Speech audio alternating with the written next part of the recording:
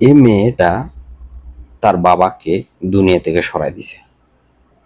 শুধু এটা ফেসবুকে লেখালেখি করছে যে বাবা মেয়ের হাতে বাবা দুনিয়া থেকে চলে গেল।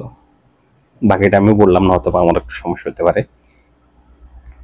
তো কেন চলে গেল এই কথাটা আজ পর্যন্ত কেউ জানতে চায় না। এই বাবা এই মেয়েটার উপরে দিনে রাতে অত্যাচার করত, অনৈতিক কাজ করত। আরে আপন বাবা, তোরা আপন সন্তান, দুনিয়াতে মেয়েটার মা বাঁচে নেই, তাই বলে একটা মেয়ের সাথেই কাজ করবি? তোর জন্য কি বাইরে কিছু ছিল না? তোরা আপন মেয়ে। এখন আপনারা যারা আমার ভিডিওটা দেখতেছেন, হয়তো বা আপনারা আমার ভিডিওতে বকাবর্তি করবেন, কিন্তু আপনারা সম্পূর্ণ মেয়েটা যে ভিডিওটা করছে ওই সম্পূর্ণ ভিডিওটা আপনারা দেখেন। দেখলে আপনারা বুঝতে পারবেন যে বাপ কত খারাপ হইতে পারে একটা মেয়ের জন্য। মেয়েটার সাথে একদিন অনেক দিন তার শারীরিক সম্পর্ক ছিল। শেষমেশ মেয়েটা না পাই পুলিশের কাছে যাইয়া বাপের নামে কেস করছে। বাপের দীর্ঘদিন হাজত খাটে আসার পরে আবার সেম কাহিনীটা করছে।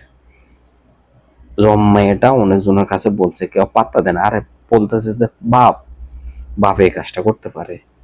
শেষমেশ বাপের দুইটা বান্ধবীকে রুমের ভিতরে আটকাই মেয়েটার সাথে একটা অনৈতিক কাজ করছে। মেয়েটা শেষমেশ কিছু না পাইয়ে বাতের সাথে যা করে নিয়ে কইরা বাপের অসান কইরা পরে মেয়েটা বাপরে দুনিয়া থেকে সরে দিল। আর আপনার মেয়ে, মানে আমি একজন বাপ, আমার মেয়ে তো আমার কাছে সেফ নাই। তাই আমি বলি, আপনার যদি একজন প্রাপ্তবয়স্ক মেয়ে থাকে, আপনারা যারা মারা আমার ভিডিওটা যদি দেখেন, যারা মারা আছেন, আপনার আপনার মেয়েদেরকে একটু সতর্ক করবেন। এমন পোশাক পরাবেন না বা এমন কিছু মেয়েদেরকে পরাবেন না যেটা আসলে পুরুষ জাতি আকর্ষণ হয়। প্লিজ একটু মন দিয়ে কথাগুলো শুনবেন। এখন শুধু একটাই কথা আছে যে মেয়ের দোষ, কিন্তু মেয়েটা কি কারণে তার বাপকে দুনিয়া থেকে সরাইলো এটা একটা লোকও বলে না, বা একজন লোকে ক্যাপশন করে এই মেসেজটাও লেখে না। সবাই কইতেছে যে না মেয়ে কেন বাপকে দুনিয়াতে সরাইলো। আর মেয়ে সরাইছে কি এটা আজকের ঘটনা? অনেক দিন ধরে মেয়েটার সাথে এই কাজটা করতেছে। মেয়েটা অনেক জনের কাছে কইছে, কেউ বিশ্বাস করে না। শেষমেশ মেয়েটা থানা যায় বাবার নামে কেস করে বাপরে জেলে খাটাইছে, হাজত খাটাইছে অনেকদিন। হে হাজত থেকে আসি আবার এই কাম করছে। শেষমেশ কিছু না পেয়ে মেয়েটা বাপকে দুনিয়া থেকে সরাই দিল।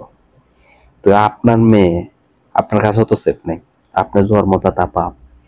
এখন আপনার একজন প্রাপ্তবয়স্ক মেয়ে আছে, বিয়ের উপযুক্ত মেয়ে আছে, এই মেয়েও তো আপনার কাছে সেফ নেই।